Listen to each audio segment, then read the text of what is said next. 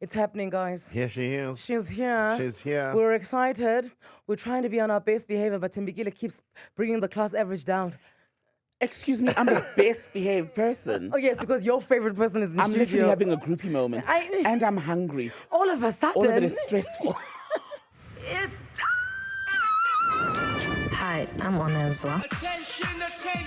and I make meals using items that have grown, Spectacular. Give me 14 of them right now. raised, or foraged. Catch me on Anele and The Club, and we'll talk all things food. I got beans, greens, potatoes, tomatoes, chicken. Let's go! Another big interview With Anele and The Club only on 947. And Onezwa Mbola's in the building! Listen, your manager, whatever she is to you, Tumi Mohale, she calls me and she's trying to convince me.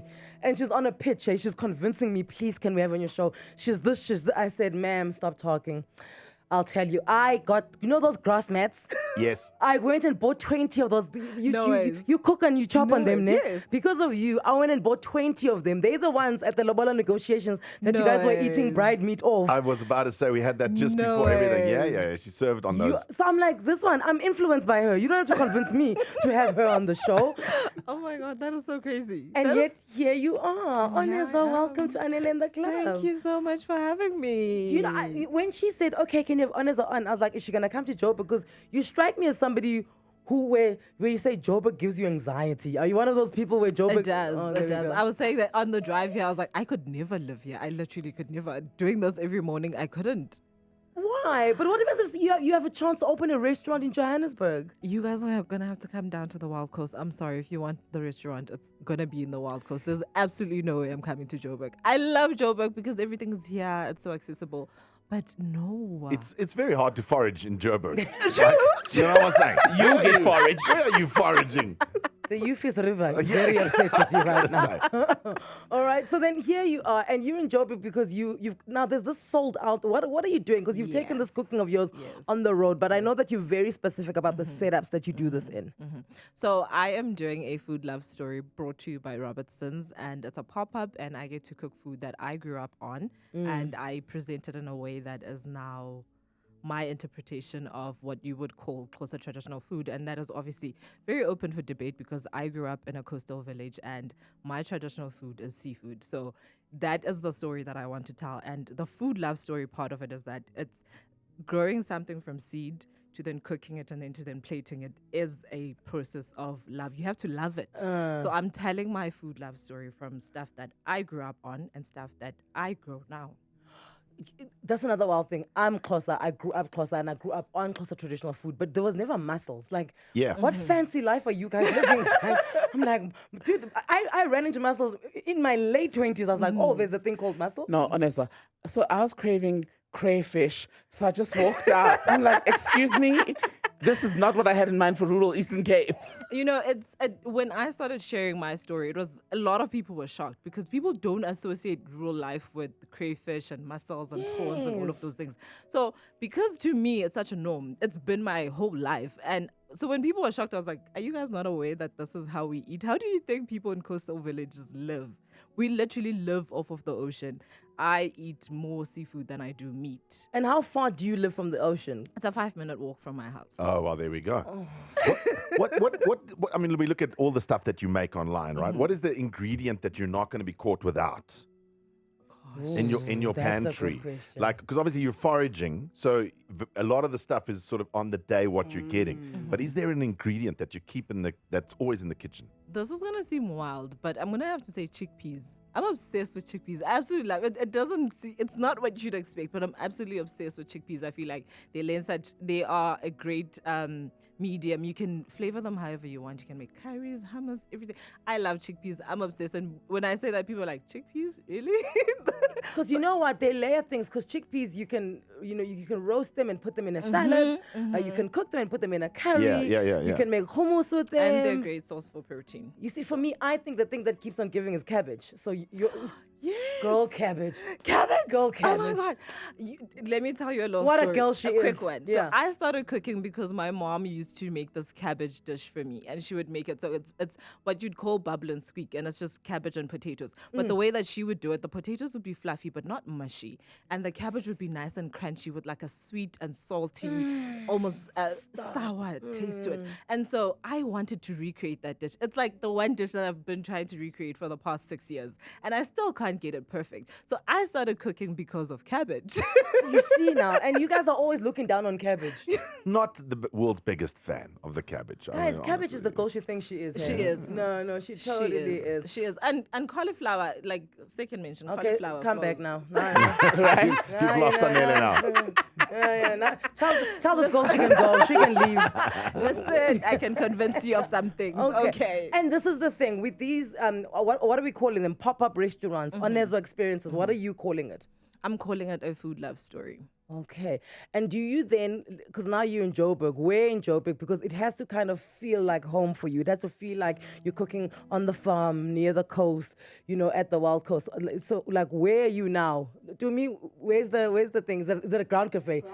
But ground makes sense because it's out in the. It feels like you're in a vineyard somewhere. Yes. And I was very specific about the setting of it because it needs to. I needed to have that serene, peaceful environment. I want it to be so far from the hustle and bustle that it feels like you've taken a little step into my world. And so when you experience the food, because the food is so heavily curated on things that I grew up on. I want the octopus.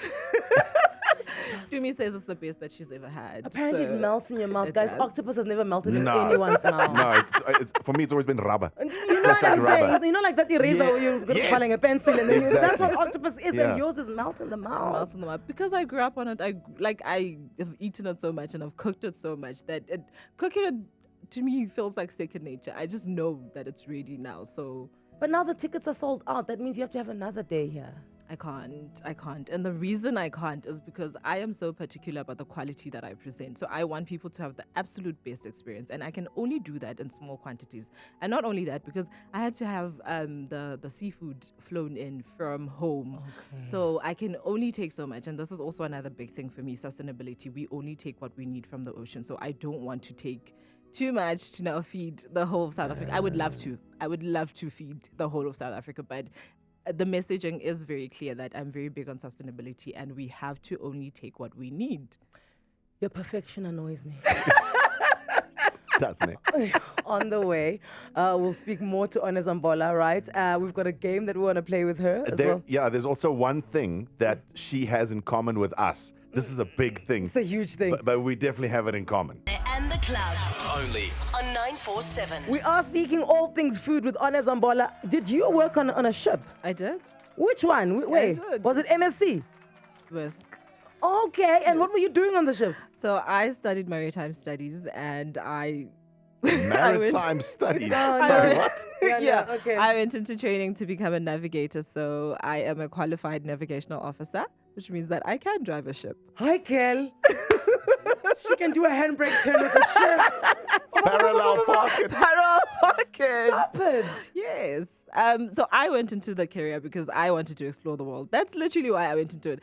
I finished school when I was 15, and when you were checking the things that you want to do, I was like, traveling the world sounds good. Okay. I'll take it.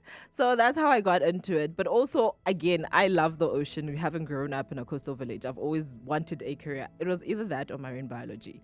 So I was like, this one, at least with this one, I get to travel. So I was like, I'm going to do that. And then I went into it, and hindsight is 2020 because I realize now that I couldn't have enjoyed it as much as I do. You what I spent do more now. time in the kitchen of the ship than in the I did. in the cockpit. I actually did. Sisi, we're getting lost there. And she's busy chopping there. I'm just gonna finish chopping this coriander. I'll be there in a moment. You're lost, but you're full. All I did was ask all the other officers to teach me their foods from their countries. I was like, teach me how to make it. And that's how I learned to make a lot of Asian dishes that I now make. I hear that you became very close to a guy from China who used to cook for himself every Sunday. Yes. Yeah. And he taught me how to make noodles and dumplings and all of these things. And I was just so fascinated because I think for me, Asian food is very similar to the food that we cook in the sense that they use a whole lot of fresh ingredients. It's all about balancing of flavors and using the ingredient root to tip, nose to tail type of cooking. So that resonated with me. And I was like, I really feel like you should have led with that because I feel so inadequate when she makes her dumplings and the way she does them and the skill and the technique. I'm like, man. How did you teach yourself this off YouTube? You know what I'm saying? Yeah. No one in Willow Vale is making dumplings like this. That is okay. I said that there's one thing that you have in common, that we all have in common, right? You say that you love cooking, but you love eating more. Yes. And that's us. Welcome. Welcome. We Thank love you. eating I more. feel at home here. Who's cooking for you? Whose food do you enjoy most to eat? Well, my mom's food was literally the epitome of cooking for me. But now my aunt is teaching me a lot of traditional foods that I didn't grow up making myself. I did eat them, but my aunt has been teaching me and I've been archiving everything that she's been teaching me, which is very important also. Great, So she's been teaching me everything. Every time you see me make me fino, whatever it is that I'm making, it's because my aunt is teaching me and I want to be absolutely so good at it because it's very important for me to be very good at traditional food. In order for me to be able to showcase it in a way that is mine, I need to first master that first. And then basics. The basics are so important for me. I need the basics. So she's been teaching me everything that I know now. And yeah, I would say her food is it for Okay. me. All right. So quickly, I know you want to tell us something as well. We're going to get to that right now. All of us decided that we are going to become Onezwa. We channeled Onezwa this week, right? And we did mundane things in our life, but obviously narrating it in a way that you would do it. Okay. And now you have to choose between the four of us who's the best. So key competition, this thing. Please send your voice notes as well. 084 00947. Let us know who you think did the best Onezwa between Frankie, Anele, Tembekile, and Cindy. Who are we going with first? Me. Hi, I'm Anele, and I found sounds using things that I've flipped, pulled, or clicked. So here I start a simple light switch that no, it didn't have what I was looking for. It just clicked. I always think blinds will cooperate, but they never do. This one fought me, but the squeak was interesting. Then I found this globe, and for a moment I thought, maybe. Okay, that's Anele. Let's go for Frankie. Hi, I'm Frankie, and I forage for food using items sent to the studio by people who definitely weren't thinking about breakfast. It's 4:30 a.m. The rest of the world is asleep, but I'm hunting. Through PR boxes. First find, sweets. Then I spot the coffee stash, instant coffee and tea bags. You know it's bad when even the instant coffee looks tired. Okay, that's I find Frankie. oats. Well, I find the memory That's of me. oats. Okay, that's Frankie. Who's next? Cindy. Hi, I'm Cindy. I'm a parent, I'm a homemaker, and today I set out to surprise my family with baked apples. But then I saw my nails, and I thought, maybe I should fix these first. Then I realized Carlos Alcaraz is playing tennis. I mean, it's just one game, right? Until it's a whole match. Before I get back to the apples, I notice the washing machine load is almost done. Can't leave it sitting there, right? The apples are still here, so is the nail kit. But the energy, gone. Tomorrow's looking good though. Gang. Okay, and then Tembekile. Hi, I'm Tembekile, and I prepare my meals using ingredients I've ordered, collected, and politely enjoyed at the drive-thru. I don't forage. I don't raise chickens. I support them by making sure none go to waste. I like to take my time. Every combo tells a story. A wing here, a drumstick there. It's not fast food, it's a curated experience. I deserve this. I didn't grow this chicken, but I chose it. And that counts for something. She won't cook 2 days in a row because, you know, she's preserving everything. I just have to pull out. It's there. You know what? I love chickens as well. Okay. I'm a supporter of chickens. You had one that weighed 4 kilos. So I have to go with Temigile.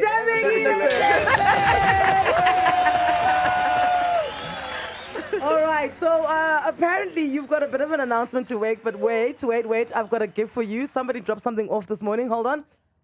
Keep talking. Are you ready? I'm So excited. nervous about it. Anele's bending down.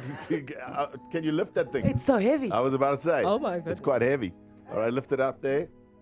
Here we we go. go. I'm going to do that thing and swing the chair around dramatically. Okay, so go. she can see. Okay, swing your chair dramatically, and this is for you from them. What is that? Oh my God, this is. So Waterford Estate say that they are your sponsor, your backer, your partner in this like road trip of food that you're doing. These pop-up shops of love and excellence. So they sent like a very heavy box here, all the way from Stellenbosch. my goodness. Stellenbosch. And they said, yeah, thank you so much for being who you are. And they will always just partner with people who are authentically themselves, like Waterford Estates. And this is why they're so happy with you. Thank you so much. And honestly, like Waterford for me is a dream. Yeah. Right. And having to partner with them on this huge thing, I feel so privileged. Nah? I feel so privileged. Because you thought you were a little person. And they're like these big people. Exactly. Oh, and I I'm see like, it. you know me, you know me. And it's honestly such a full circle moment. And I. Okay, I'm gonna take it and put it down so you can give us this announcement of yours now. Oh, yes. Okay, yeah, give it to us. What is the Okay. What is the this big announcement? what's What's the this big thing? announcement? Okay. Let me first start with the big one. They're both big, actually. Okay. The first one, why am I so nervous to say it? Okay, the first one is that everybody has been asking, is there a book in the works? There is a book in the works. I am signed to Jonathan Ball Publishers. We're getting a book. That's going to be amazing. Please before Christmas, because people love cooking books for Christmas. No, not before Christmas. Yeah, put your back Next into year. it. Oh, come on. I want it to be absolutely perfect, and it's my fault that you're not getting it before Christmas because I keep going back and forth. I'm like, no, I want to teach the basics, and then I want everybody to be a really good cook at the end of it. But yeah, so there will be a book from Jonathan Ball Publishers, and I'm so excited. It's honestly my biggest dream. Okay, cool. And then there's two announcements. Yeah. This is the last thing you're going to say before we go. Okay. The second one, most people will know that I do make condiments from the stuff that I grow, right? I do have emandulo, which is my baby. Yes, the spices. Yes. And there's the sauce. And there's the sauce. Yes. There's a guava barbecue sauce. Is that yours? Yes, which is absolutely amazing. If you get anything, get that. But the announcement is that we are going to be on Amazon Shop Mzansi from next month. Oh, that's amazing. Oh, my word. So basically, you came to tell us that Jeff Bezos is your boss now. He's your partner. He's your boss/partner in life. So I want to get that guava sauce, eh? That and the green tomato chutney are like that. I can't even describe them. You just have to taste it. Oh, they bought And it we for brought me. them Yeah. Okay, we're going to taste them, definitely. That's amazing. Okay, and I can put these with everything, eh? Like eggs and stuff. Absolutely everything. Okay, there we go. That's beautiful. Listen. Thank you. We have to go. Well, you have to go. We have to do classic or not. But thank you so much for coming. The energy in here is just beautiful. Is it not? Like, we really had a great time chatting to you. Yeah. Somebody's taking photos of you. They're obsessed. Congratulations on absolutely everything. We look forward to the book. Yes. We look forward to the range on Amazon. Amazon.com, right? Amazon South Africa. Okay. And then also this weekend, this coming Saturday. Yes, a food love story brought to you by Robertson's is going to be happening on Saturday, and I absolutely cannot wait. I'm so excited. Yeah, no, we can wait because we don't have tickets. So Yeah, we'll have to wait till the next time. I am so sorry. that's the difference between us and you. Is that we can wait. No, I think this is the first time in 8 years someone has said we don't have tickets for you guys. Sorry. And then I just can't help you. But we're I'm full. literally Anele. Yeah, no, it doesn't matter who you are. I don't care who you I'll are. see you in Durban and I'll see you in Cape Town. Okay, fine, Onezwa. Cheers. Anele and the Club On 947.